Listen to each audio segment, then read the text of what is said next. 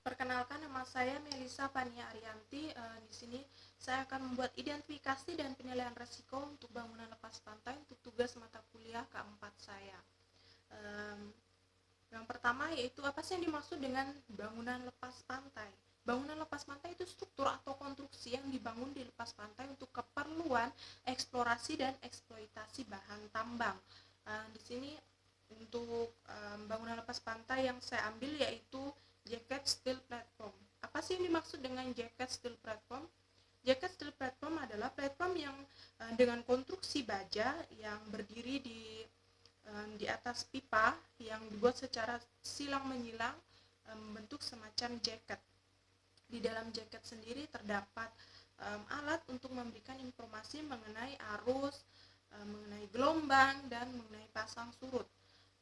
Saya akan membuat di sini ada identifikasi aktivitas kegiatan saat pelaksanaan pembuatan jacket steel platform. Yang pertama, jaket yang telah difabrikasi kemudian akan diangkut menggunakan tongkang menuju ke lokasi di mana akan dibangun struktur tersebut. Lalu juga ada pemasangan steel jacket ke berth. Berth itu adalah tongkang. Jadi pemasangan steel jacket ke berth itu atau pengangkutan jaket atau mentransfer jaket ke tongkang untuk dibawa ke lokasi akan dibangun jaket steel, dibangun konstruksi tersebut. Lalu ada juga pengangkutan dengan crane. Biasanya jaket yang lebih kecil dirancang untuk air yang dangkal. Biasanya jaket ini diangkut langsung dari tongkang menggunakan crane, lalu diletakkan di dasar laut. Lalu ada pendirian jaket dengan cara mengangkat jaket. Jadi di sini ada dua cara, yaitu yang pertama pengangkatan jaket dari kapal tongkang secara langsung. Lalu ada yang kedua yaitu pendirian jaket dengan bantuan crane vessel dengan bantuan kapal derek. Dan ada juga pemasangan file itu tiang pancang dan konduktor. Jadi jaket yang berada di laut siap untuk diinstalasi pancang. Lalu ada juga beberapa bagian file itu diangkut, beberapa bagian tiang pancang diangkut bersamaan dengan jaket. Bagian tambahan pada jaket itu dilas, lalu file didorong dari melalui kaki jaket. Beberapa file didorong dari floating derrick. Floating derrick itu alat pengangkat ya. Jadi beberapa file didorong dari alat pengangkat. Beberapa file yang didorong dari floating derrick itu biasanya dapat langsung ditempatkan pada deck. Pada deck berarti dapat langsung ditempatkan pada bagian atas dari jacket steel platform tersebut.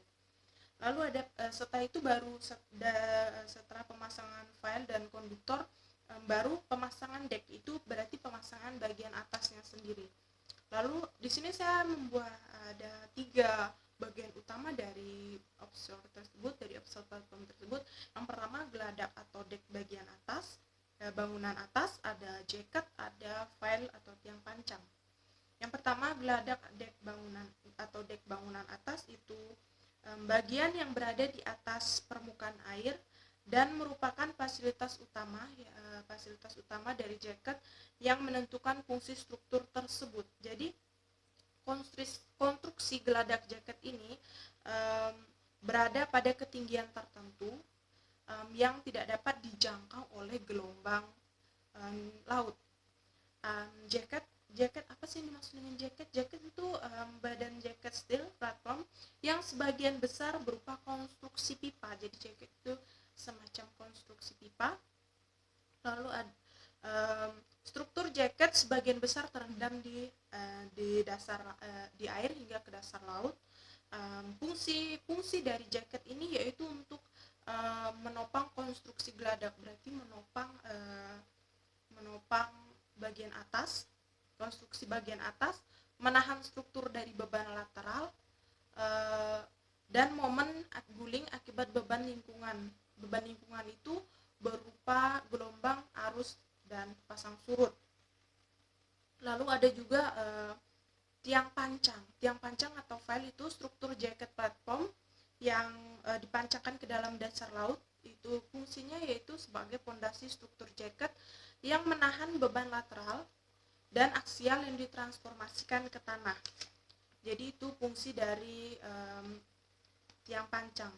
Di sini saya akan juga membahas mengenai ada beberapa tenaga kerja yang saya ambil, yang saya bahas yaitu engineer, superintendent. Superintendent itu orang yang menguasai memiliki ilmu dan menguasai pelaksanaan di bidang bangunan. Lalu ada juga foreman, ada welder. Welder itu yang bertugas untuk menyambung benda-benda seperti baja. Lalu ada fitter. Fitter itu orang yang bekerja dengan keahlian di bidang fabrikasi dan instalasi alat-alat produksi dan konstruksi serta di bidang perbaikan atau perawatan mesin-mesin industri. Ada juga painter, sandblaster, dan rigger. Di sini saya juga membahas mengenai alat-alatnya itu yang saya bahas itu ada 2, tongkang dan crane. Lalu di sini ada penilaian resiko dan penyakit kerja pada proyek jaket steel platform yang saya ambil, yaitu pertama ada tiga yaitu ada tinggi, sedang, dengan rendah. Lalu pada kondisi pertama, pada kondisi operasi. Pada kondisi operasi itu biasanya ada yang resiko-resiko yang diketahui. Yang pertama gelombang, angin, dan arus. Misalnya pada saat akan pemasangan konstruksi, gelombang yang tinggi, angin yang kencang, arus yang kuat itu dapat menyebabkan resiko-resiko pada saat pemasangan jaket steel platform. Lalu ada juga dalam kondisi badai. Kondisi badai ini juga ada saya ambil untuk penilaian resiko. Kondisi badai ini terjadi di lokasi struktur. Jadi ketika akan melakukan pemancangan atau akan melakukan pembangunan, itu diperhitungkan kondisi badainya. Jadi ada juga scoring. Scoring itu gerusan. Scoring atau gerusan adalah penghilangan lapisan tanah yang terdapat di dasar laut disebabkan oleh arus dan gelombang. Jadi di lokasi di tempat pemancangan struktur itu, ketika struktur sudah terpancang, ada saya memperhitungkan scoringnya atau gerusannya yang dapat memberikan resiko di jaket steel tersebut. Jadi ketika adanya gelombang dan arus itu dapat menyebabkan gerusan atau penghilangan tanah di sekitar area struktur tersebut. Lalu ada juga marine growth. Marine growth ini apa sih? Jadi marine growth itu struktur yang terbenam di dalam air akan mengalami pertambahan luas area melintang akibat adanya marine growth. Marine growth sendiri ditimbulkan oleh organisme laut yang menempel pada struktur. Jadi ketika struktur sudah terpancang, struktur sudah terjadi atau struktur sudah selesai dipancang, sudah berdiri, itu diperhitungkan marine growth-nya atau marine growth itu pertambahan area melintang di strukturnya yang disebabkan organisme laut yang menempel. Jadi organisme laut yang menempel di struktur itu juga dapat disebut dengan resiko pada struktur. Jadi ada 3. Yang pertama tinggi, sedang, dengan rendah. Untuk klasifikasi tinggi yang saya ambil, yang saya masukkan yaitu pada kondisi operasi dan kondisi badai, itu saya masukkan dalam kondisi tinggi, penilaian resiko yang tinggi. Lalu pada marine growth atau akibat adanya organisme laut yang menempel, itu penilaian resiko yang saya masukkan dalam penilaian resiko sedang. Lalu scoring atau gerusan tanah atau penghilangan tanah di dalam penghilangan lapisan tanah yang terdapat di struktur itu saya masukkan dalam kondisi yang rendah. Demikian yang dapat saya sampaikan. Saya ucapkan terima kasih.